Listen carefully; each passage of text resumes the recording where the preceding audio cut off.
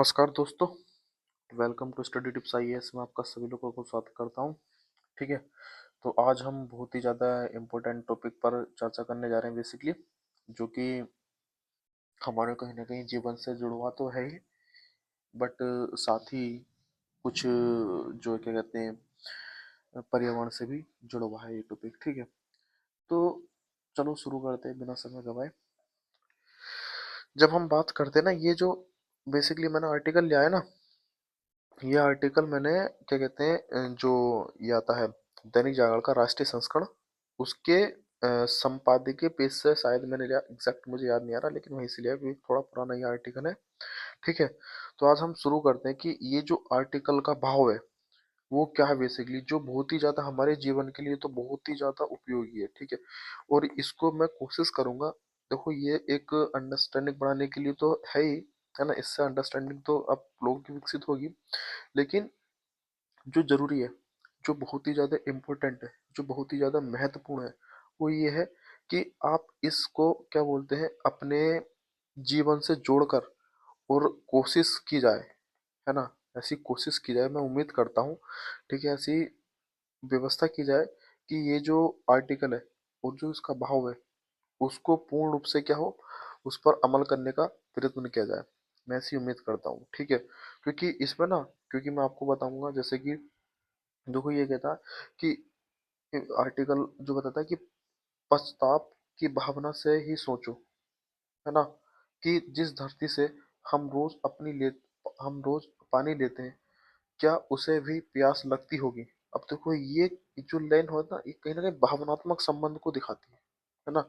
ये कहीं ना कहीं भावनात्मक संबंध को दिखाती है, क्योंकि हम जब बात करते हैं ना अपने यहाँ पर प्राकृतिक की, क्योंकि हम भारतीय जो, क्योंकि हम जब कहते हैं क्योंकि हमारा देश महान है, वो किस लिए महान है, क्योंकि हमारे देश का जो प्राकृतिक है उसका सभी का, प्रकृति की सभी वस्तुओं का क्या करा, देवीगण कर दिया गया। यानी कि हम पीपल की भी पूजा करते हैं। ठीक है। हम सूर्य की भी पूजा करते हैं। ठीक है। और क्या कहते हैं, जैसे पानी की बात करें तो हम गंगा माता, जो कि आज क्या कहते हैं महाकुंभ में एक दिखाई देती है ना। और हम हालांकि महाकुंभ के रूप में हम उसको सेलिब्रेट करते हैं, और कहीं ना कहीं उसको प्रोटेक्टेड करने की उद्देश्य से भी, मतलब कई सारे पहलू होते हैं हर फेस्टिवल, हर आयोजन की, जो भी आयोजन होते हैं उनके अपनी अपनी कुछ स्पेसिफिक चीजें होती हैं। ठीक है। खैर ये सब बातें हैं, फिर कभी करेंगे। तो इसमें जो आर्टिकल है, आर्टिकल ये कहता है कि भाई मानसून जो है, जो मानसून आता था ना वो अपनी राह को बदल चुका है। यानी कि मानसून की जो पहले स्थिति थी वो समय के साथ क्या हो रही है, बदल रही है। जैसे कि इसमें क्या है, जब हम बोलते हैं ना, पहले मानसून क्या होता था, पहले मानसून समय पर आ जाता था, है ना। तो समय पर आता था तो वर्षा वगैरह वो सब समय पर होती थी। लेकिन आज क्या स्थिति हो गई है, आज स्थिति ये है कि लोग वर्षा का क्या कर रहे हैं, बेसिकली इंतजार कर रहे हैं कि यार वर्षा कब हो, कह रहा है ना कि यहाँ वर्षा कब होगी, है ना। वास्तव में ये मानसून का नहीं बल्कि उन अमृतमयी बूंदों की प्रतीक्षा है नहीं है। आर्टिकल खुद बता रहा है कि क्या कहते हैं मानसून जो है कितना इम्पोर्टेंस हो गया है, किसके पॉइंट ऑफ व्यू से, पानी के पॉइंट ऑफ व्यू से। क्योंकि हम जब बात करते हैं जब धरती संतृप्त होगी तब बचे हुए कुएं और तालाब भी क्या नहीं होंगे, सूखे नहीं होंगे, है ना। हमें पानी की चिंता भी नहीं होगी। तो क्योंकि हम मानव है चूंकि, और मानव क्या प्रोग्रेसिव माइंड तो है, प्रगतिशील मस्तिष्क तो है, लेकिन उसको अपनी एक हित, अपने व्यक्तिगत हित वो भी उसको देखने होते हैं। तो वो कहीं ना कहीं अब पानी की कमी महसूस होती है, ये गर्मी ज़्यादा महसूस होती है। तो इंसान ने क्या हुआ, अब देखो इससे पहले कभी इस पर आर्टिकल लिखे हुआ है पानी पर लेकर, या फिर क्या कहते हैं, हालांकि देखो रिपोर्ट्स तो आई हैं, रिपोर्ट्स तो इन सब पर आई है, पानी को लेकर, मिट्टी को लेकर, पेड़ों को लेकर समय समय पर रिपोर्ट आती रही है। लेकिन अब जो दौर चल रहा है, जो क्लाइमेट चेंज की वजह से जो ये स्थिति हो चुकी है, अब क्लाइमेट चेंज हम ये कहते हैं कि क्या कहते हैं हमने क्या कहते हैं प्राकृतिक के रूप में हुआ है। प्रकृति में तो हुआ है क्लाइमेट चेंज, बट लेकिन क्या हुआ, ये क्लाइमेट चेंज की जो रेस्पॉन्सिबल है, जो अकाउंट फॉर है, वो कौन है क्लाइमेट चेंज की, वो हम खुद है ना, मनुष्य, हम खुद है ना मानव। अब देखो इसने बताया ना, इसने जो आर्टिकल उसने खुद कहा कि औद्योगिकरण के प्रभाव से क्या हुआ, क्लाइमेट चेंज चेंज हुआ, पहाड़ों वन जो थे उन वन के उजड़ने से हुआ है, पहाड़ क्या हुआ है, खंडित हुए, इनके होने से हुआ है। अब नदियों की क्या होती है, रेत की जो खुदाई होती है, उससे ये व्यवस्था बिगड़ी है। हम लोग क्या करते हैं, सभी लोग अपने जो घर बनाने के लिए या नए नए जो आयोजनों के लिए क्या करते हैं, रेत का व्यवस्था करते हैं। अब रेत की जो व्यवस्था की जाएगी तो वो नदियों से लोग लाते हैं, कुछ इलीगल होता है, इलीगल भी ये होता है, पूर्ण रूप से इस पर कोई दोहरा है नहीं। अब हम बातें तो बहुत उच्च स्तर की करते हैं, बहुत उच्च कोटि की करते हैं, लेकिन व्यवहारिकता में कुछ और ही दिखाई देता, जो कहीं ना कहीं बहुत ही ज्यादा जरूरी है सोचना, है ना। तो क्या होता है बेसिकली, जैसे मैंने कहा कि मानसून जो है क्यों, मतलब अपनी राह बदल रहा है, क्यों वो चीजें बदल रहा है, तो ये आर्टिकल समझा रहा है। अब देखो, लोगों को ऐसी चीजें महसूस हो रही है क्या, कि गांव जो है, बड़े गांव हो गए, बड़े हो गए, जो बड़े बड़े शहर हो गए, जो क्या कहते हैं कस्बे हो गए, इनमें क्या हो रहा है, पहले कूलर की जरूरत नहीं होती थी, है ना। बिजली, यहाँ तक कि जो पंखे होते थे बिजली वाले, उसकी बहुत ही ज्यादा दुर्लभता थी, ये आर्टिकल समझाना चाह रहा है। साथ ही कह रहा है, उस समय जो सामान्य था वो ये था कि क्या, कि जो क्या कहते हैं, बांस के जो, किसने पंखे देखोगे, हाथ के जो पंखे होते थे बांस के बने हुए, वो चलते थे। कपड़े के पंखे लोग अपने घर पर बना लेते हैं। मैंने इवन पोली जो होती है, जो क्या कहते हैं हम पोली यूज करते हैं, क्या कहते हैं, जैसे बैग जो पोली होती है कपड़े वगैरह ले जाने के लिए, फिर कोई भी इंस्ट्रूमेंट्स इक्विपमेंट जो ले जाते हैं अपन, तो उसमें जो पोली होती है उसका भी लोग यूज कर लेते हैं पंखे बनाने के लिए। वो पहले होता था, लेकिन आज वर्तमान स्थिति ये है कि हम इन सब की परे जाकर किस पर पहुंच गए, हम कूलर इन पर पहुंच गए हैं। पंखे तो अब छोड़ो, पंखा तो जो है, जो सीलिंग फैन होता है, जो छत का पंखा होता है, उसकी भी लगभग लगभग डिमांड अब डाउन जा रही है। क्यों? क्योंकि गर्मी की इंटेंसिटी इतनी हो गई है कि वहां पर ये चीजें क्या हो रही है, बढ़ नहीं पा रही है। गर्मी की इंटेंसिटी इतनी है कि वो चीजें इंक्रीज नहीं हो पा रही है, जो उस स्तर पर क्या होना चाहिए, कि होना चाहिए, है ना। जो इंटेंसिटी है गर्मी की, उसके कारण। ठीक, तो क्या कहते हैं, ये आर्टिकल खुद समझा रहा है कि क्या हो गया, कि अब ये हो गया, परिस्थिति क्योंकि बदल चुकी है नहीं है, कि पेड़ पौधों की संख्या कहाँ ले रहे हैं, बाग बगीचे बगीचे वगैरह सब बहुत कम हो गए। क्योंकि हम जब डाटा की बात करते हैं ना, जैसे कि थोड़ा ही पुराना डाटा, ये कह रहा है भारत में कुल 3,518 करोड़ पेड़ जो है वो है। और क्षेत्रफल के लिहाज से हम बात करते हैं स्क्वायर किलोमीटर की, तो 11,109 पेड़ है। ठीक है, और प्रति व्यक्ति पेड़ों की संख्या की बात करते हैं तो 28 पर आकर थम जाता है, सिर्फ नाम मात्र आंकड़ा। ठीक है, जो नाम मात्र की ही है कहीं ना कहीं। और जनसंख्या के स्तर पर हम बात करते हैं तो देखो ना, जनसंख्या के स्तर पर, ये इसको छोड़ो, लगभग 68% जो जनसंख्या है ना, वो 15 से 64 साल के एज के बीच की जनसंख्या, जो 68% है। वहीं 7% जो है 65 प्लस जनसंख्या, जो कहीं ना कहीं ये भी दर्शाता है कि आने वाले समय में क्या होगा, आने वाले समय में बुजुर्गों की संख्या जो होगी वो ज्यादा होगी। इसमें तो कोई दोहरा है नहीं, क्योंकि 68% है। अब मान लो 15 से 64 है, तो लगभग लगभग हम ऐसा मान सकते हैं 2050 तक या 60 तक क्या होगा, ये जनसंख्या बुजुर्गों में बदल जाएगी, जहाँ पर हमारे यहाँ पर बुजुर्ग ज्यादा होंगे। और क्या होगा, यहाँ पर जो है वृद्ध आश्रम जो होने चाहिए, उनकी जो संख्या है, वो बढ़ना शुरू हो जाएगी। और ये रूप कहीं ना कहीं मतलब बहुत विकराल या बहुत भयावह होने वाला है, इसमें तो कोई संदेह है ही नहीं। ठीक है, लेट्स मूव ऑन, अपने टॉपिक पर आते हैं। तो ये बेसिकली डाटा है, जो हम आंकड़े से इस बात को समझ सकते हैं कि किस तरह से क्या हो रही है, पेड़ पौधों की संख्या बदल रही है, परिस्थितियां बदल रही हैं।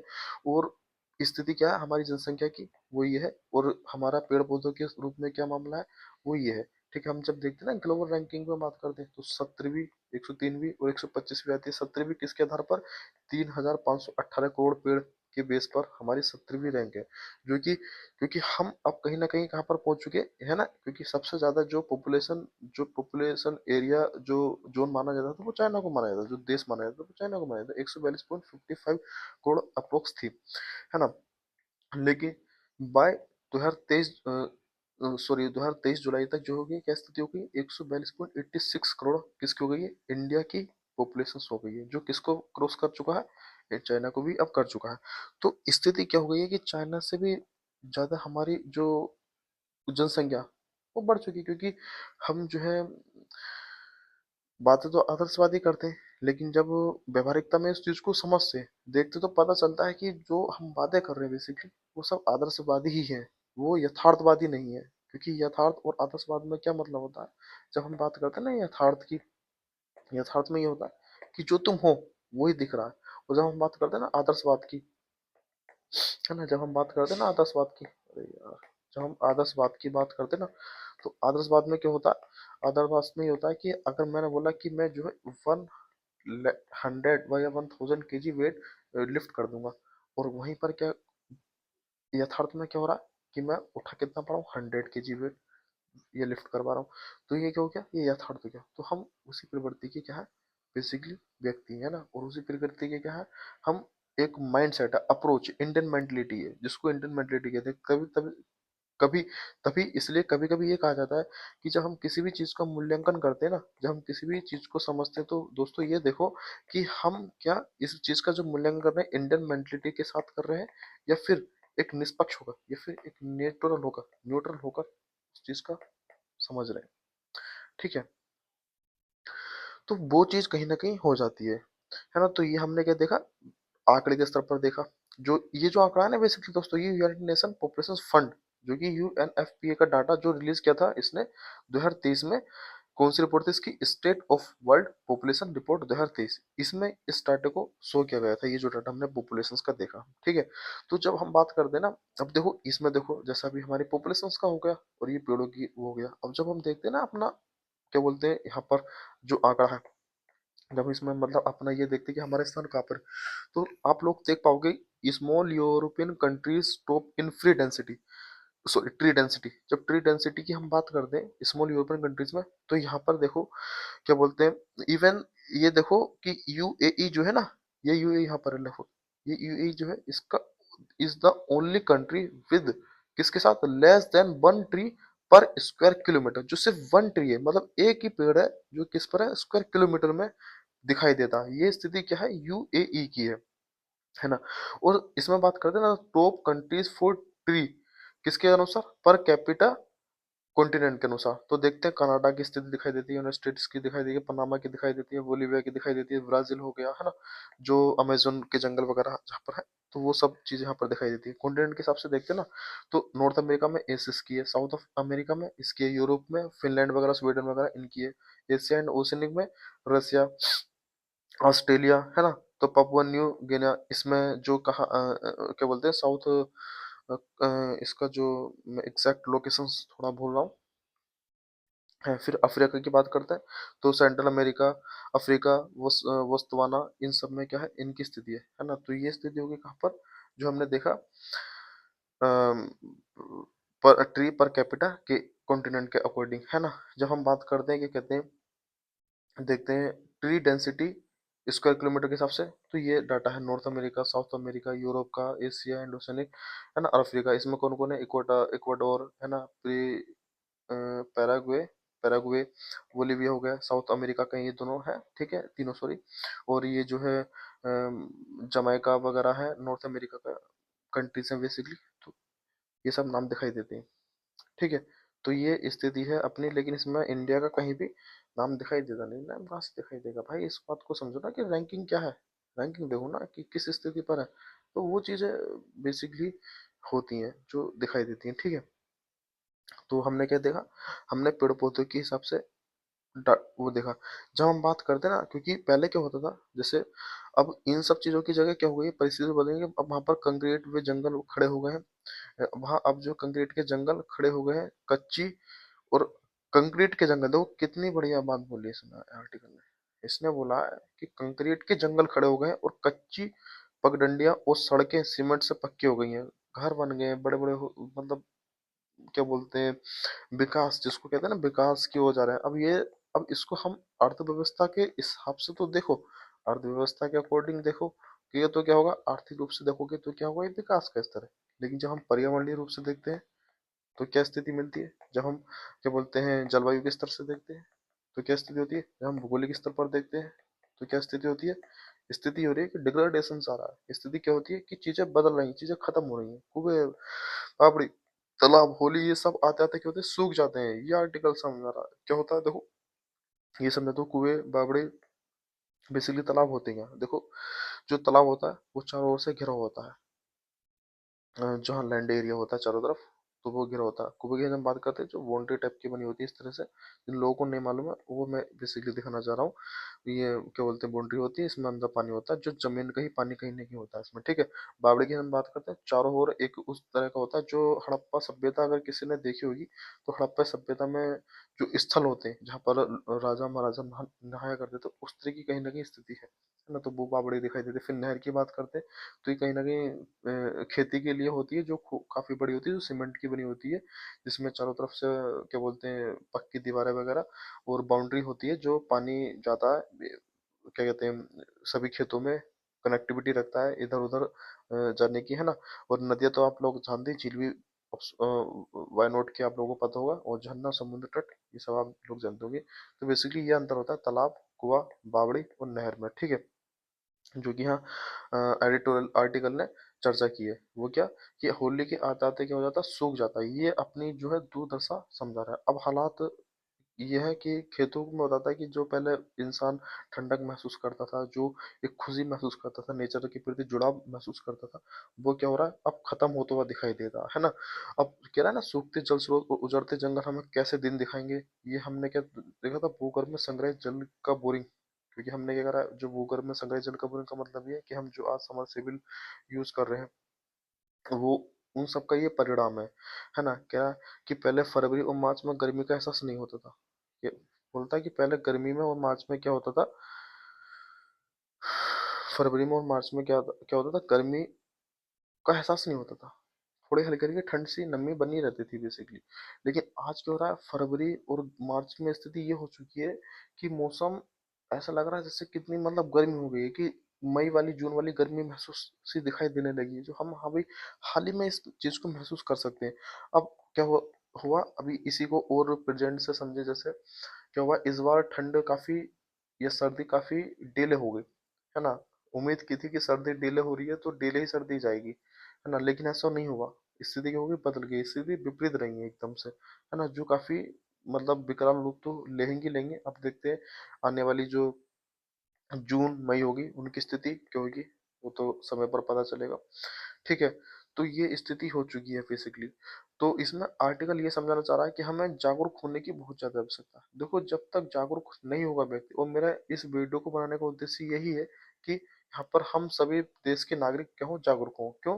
क्योंकि मैंने बताया ना, अब डाटा देखोगे तो डाटा से समझ में आएगा कि स्थिति क्या है। जब हम डाटा देखते हैं पॉपुलेशन का, जब हम डाटा देखते हैं ट्री का, पेड़ों का, तो क्या स्थिति हो गई है, तो जब समझ आएगा ना। एक देखो डाटा यहाँ भी है, कहा गया ये ग्लोबल फॉरेस्ट वॉच ने जो मॉनिटरिंग करा था, प्रोजेक्ट रिवील करा क्या, कि 2.33 मिलियन हेक्टेयर ट्री जो कवर था, वो 2030 से क्या हो गया, लॉस्ट हो चुका है, हैज लॉस्ट।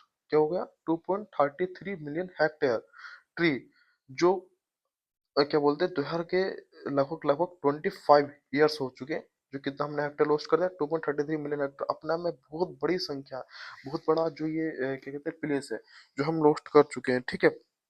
और ये देखो कह रहा है ना, दिस लॉस अमाउंट ऑफ 6% क्या हुआ, डिक्रीज हुआ in the tree cover year during this period. 6%, जो लगभग है, मतलब जितना हमारा ट्री है उसका हमने 6% क्या कर दिया, मिटिगेट कर दिया, हमने उसको कम कर दिया, डिग्रेडेशन कर दिया। जो स्थिति क्या है, बहुत ही ज्यादा मतलब एक शोचनीय या विचारणीय बेसिल की बन चुकी है ना। तो कह रहा है ना, देखो ये बता रहा है कि द GFW कह रहा है कि ग्लोबल फॉरेस्ट वॉच रिवील करा डाटा, इंडिया का जो लॉस्ट स्टेगरिंग है, लगभग 4,14,000 Hector of humid humid primary forest. जो प्राइमरी फॉरेस्ट था लगभग 4.1% जो है टोटल ट्री कवर एरिया का क्या हो गया, बिटवीन 2002 से 2030 तक का क्या हुआ, मतलब हम लॉस कर चुके हैं, कह रहा है। क्योंकि प्राइमरी फॉरेस्ट जो एरिया होता है ना, उसको हम कहते हैं प्राइमरी फॉरेस्ट एरिया को, जहाँ पर ह्यूमन एक्टिविटीज होती है वो शून्य होती है, नगण्य होती है, जहाँ पर बहुत ही मतलब प्राकृतिक या नेचर ही वहाँ पे इन्वॉल्व रहता है। हालांकि हम भी नेचर का ही हिस्सा है, लेकिन क्योंकि हम प्रोग्रेसिव माइंड है, तो हम अपने आप को प्रोग्रेसिव के बहाने तोड़कर प्रकृति का डैमेज या हनन करते रहते हैं, क्षरण करते रहते हैं ना। तो देखो ना, इसको जब हम बात करते हैं ना, जो प्राइमरी जो फॉरेस्ट होता है, वो ये इस स्थिति में होता है। और इसका लगभग हम क्या कह रहे हैं, 6%, कितना 6% कितना था, 4.1% जो है, हमने क्या कर दिया, लॉस्ट कर दिया, 4.1%। तो देखो ना, ये स्थिति ये होते हैं जहाँ पर सूर्य की किरणें भी बहुत कम दिखाई देती हैं, जो सूरज की किरण होती है वो बहुत कम जाती है जहाँ पे पेड़ पर पेड़ चढ़ जाते हैं आपस में, वो स्थिति होती है। तो इस पर कभी हमने 1 कितना 4.1% जो है वो डाउन हो गया है। तो ये स्थिति बेसिकली हो चुकी है डाटा के बेस पर। हम देखते हैं ग्लोबल फॉरेस्ट वॉच की इस रिपोर्ट के अनुसार भी, है ना। तो ये हो गई है स्थिति। अगर हम बात करते हैं जब अपने इस फॉरेस्ट या ट्री की जो पेड़ बचाने की हम यहाँ पर बात करेंगे, क्योंकि हमने बोला ना हम अपने घरों या आसपास पर पेड़ लगाना शुरू कर देंगे ना आर्टिकल के अंदर, तो हो सकता है कि ये जो 4.1% एरिया हमें दिखाई दे रहा, हो सकता है जो ये 3518 जो करोड़ पेड़ है इनकी संख्या बढ़ जाए। हो सकता है क्या, ये स्वाभाविक है, जब हम उस पर काम करेंगे तो वो चीजें बढ़ेगी। और इसके मैंने इससे रिलेटेड काफी मूवीज भी देखी थी जहां पर क्या कहते हैं अ, जो बेसिकली पेड़ों को या ट्री को प्रोत्साहन करने की बात कही जाती है, एनवायरनमेंट को बचाने की बात कही जाती है, एटमॉस्फेयर को बचाने की बात कही जाती है। तो ये स्थिति जो है काफी अच्छी है, जो कहीं ना कहीं हमें मूवी के रूप में दिखाई दे रही है। हालांकि इससे समझने की सीखने की जरूरत है, लेकिन हम उसको एंटरटेन ही समझते हैं, क्योंकि हम क्या समझते हैं कि ये सिर्फ एंटरटेनमेंट का ही है ना, क्या साधन है, इससे और कुछ। क्योंकि एंटरटेनमेंट कहीं ना कहीं हमें क्या दे रहा होता है, एक इंफॉर्मेशन भी दे रहा होता है जो समझने की बहुत ही ज्यादा जरूरत है ना। तो मैंने बोला ना कि देखो ये अपना भावनात्मक संबंध दिखा रहा है कि किस तरह से हमने अपनी जो प्रकृति है या प्रकृति है या अर्थ है या पृथ्वी है, उसको हमने किस तरह से क्या करा है, लॉस किया है, हमने उसका क्षरण किया है। कह रहा है ना कि क्योंकि हमें महसूस होती है प्यास, तो ओब्वियसली धरती को भी महसूस होती होगी ना प्यास, और ये स्वाभाविक है। क्योंकि जब बारिश पड़ती है, जो क्या कहते हैं पानी बहता है, तो वो सब जो पृथ्वी का लैंड है या पृथ्वी की भूप्रॉपर्टी है वो अपने अंदर शोषित करती है ना उसको, तो वो स्थिति तो बनती ही है ना। तो बेसिकली ये चीजें जो हमें समझने की जरूरत है ना, जिस पर हमें काम करने की जरूरत है। क्योंकि क्या ना, बारिश की बूंद बूंद सहेजने का समय, कितनी अच्छी हेडिंग दी है उसने ये समझने के लिए कि हमें किस पर काम करने की आवश्यकता है। तो दोस्तों, मुझे उम्मीद है कि आपको ये लेक्चर समझ में आया होगा, और इसको काफी मतलब अपने प्यार दें और इसको समझें कि बेसिकली किस तरह से हम अपने जलवायु परिवर्तन की जो स्थितियां बनी हुई है उसको हम किस स्तर तक क्या कर सकते हैं, डाउन कर सकते हैं। तो ठीक है दोस्तों, शुरू करते हैं, सॉरी, खत्म करते हैं। Thank you.